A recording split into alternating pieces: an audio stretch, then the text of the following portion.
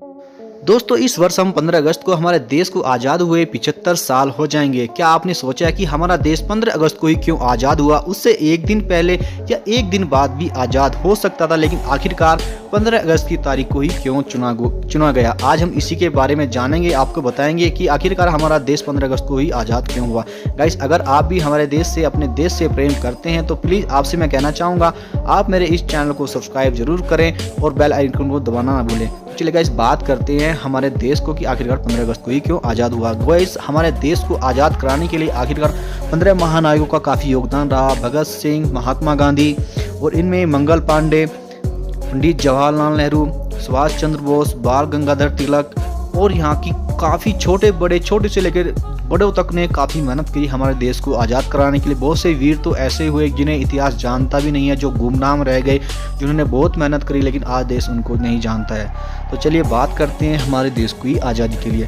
Guys, हमारे देशों में अंग्रेज़ों ने 200 साल तक राज किया है, लेकिन देश को आज़ाद कराने के लिए काफ़ी वीरों ने संघर्ष किया है। सबसे पहले 1857 में मंगल पांडे ने देश को आज़ाद कराने के लिए पहला विद्रोह किया और विद्रोह इतना कारगर रहा कि अंग्रेज़ों को अपने दांतों तले उंगली दबानी पड़ गई।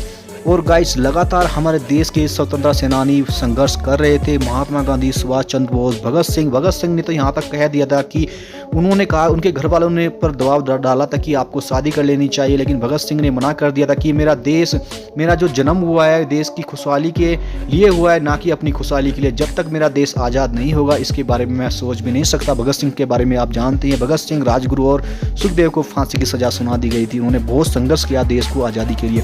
और हमारे नेता हुए सुभाष चंद्र बोस, चंद्रशेखर आजाद, बाल गंगाधर, इन सभी का बहुत ही सहयोग है।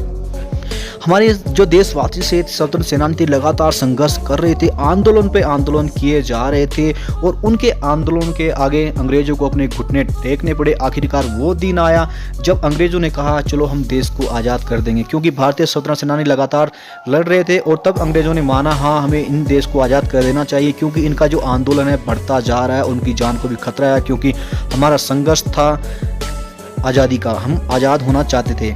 और जो उस समय जो वायसराय थे देश में, हमारे देश में जो राज कर रहे थे अंग्रेजों की, जो कह सकते हैं आप उनको पीएम कह सकते हो और सबसे बड़ा में सेनापति कह सकते हो या अधिकारी कह सकते हो, वो थे उस टाइम लुईस माउंटबेटन। और लुईस माउंटबेटन ने ही 15 अगस्त को हमारे देश को आज़ाद करने के लिए हस्ताक्षर करने के लिए यानी साइन करने के लिए बोला था। और आखिरकार वो दिन आया जब 15 अगस्त 1947 को लुईस माउंटबेटन ने साइन कर दी और भारत का विभाजन भी हो गया था। उस टाइम पाकिस्तान अलग भी हो चुका था। तो गाइस, ये था हमारे देश को आज़ाद कराने का संघर्ष और मेन मोटिवेशन